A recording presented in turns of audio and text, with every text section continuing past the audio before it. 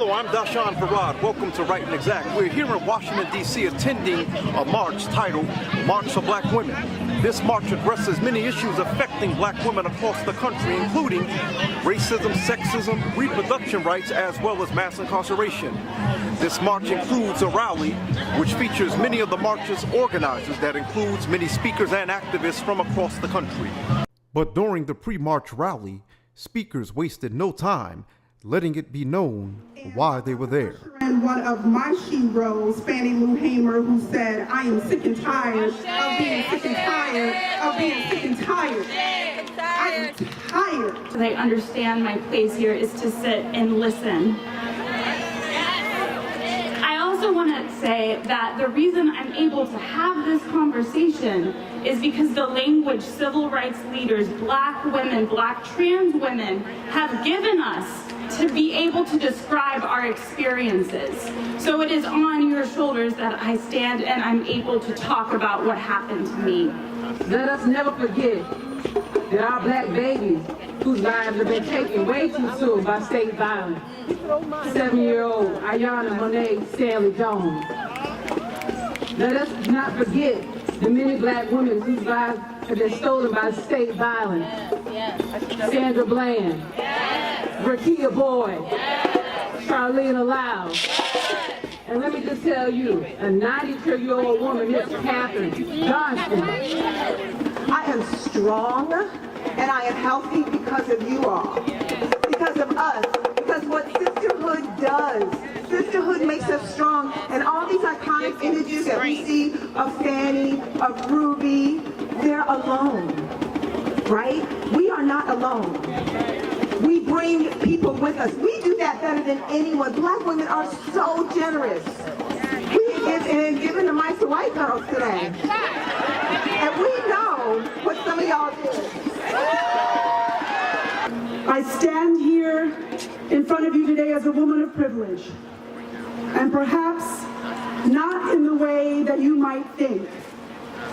Yes, my last name is Belafonte, and carrying the mantle of my family's continuing legacy is among the greatest privileges of my life. But I stand here before you today as a black woman of privilege because I have a calling. I have a purpose. And that purpose is one of the greatest privileges that any human can experience in a lifetime. An awareness of something greater than yourself. An awareness that calls at you and tugs you from the restful sleep to say, get up, stand up, and do something. Well, with privilege comes great responsibility. We all know that this country is experiencing an upheaval not so dissimilar to when Dr. Martin Luther King Jr. announced plans for a Poor People's Campaign and called on the nation to take dramatic steps to end poverty and combat inequality. Ralliers took their bold message to the streets of the nation's capital.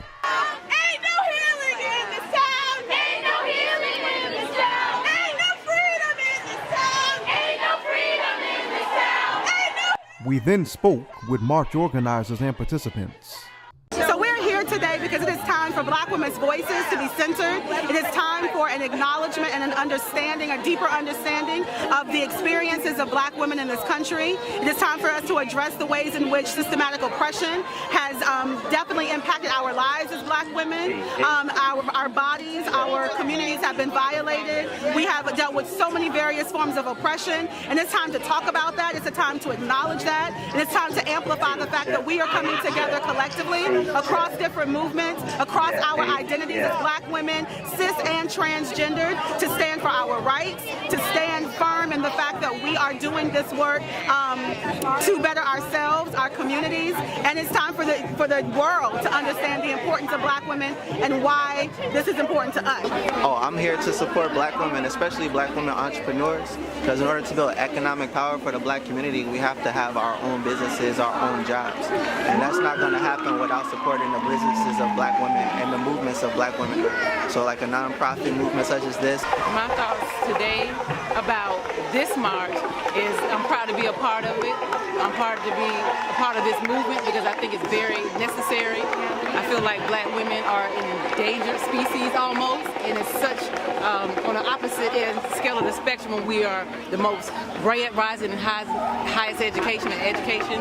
We're rising in entrepreneurship, and for us to be killed at the same time and incarcerated at the same time is something, somebody's trying to stop us. The system is trying to stop us. So I'm here today to be a part of what they're saying, which is that has to stop. Well, I'm out here today for the March for Black Women to show not only how deeply, deeply centered Black women are in the struggle for equality and racial justice, but that it is time for Black women to be at the forefront of this space. And as we join the larger March for Racial Justice, I was honored to be invited to speak at this rally so that I can share in the pain, in the joy, and in the love of Black women and Black trans women in particular, because they are the most marginalized in our society, and it's important for us every time we have a platform and an opportunity to uplift Black trans women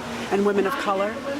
And so I came out today to do just that. In Washington, D.C., Doshon Farad, Right and Exact.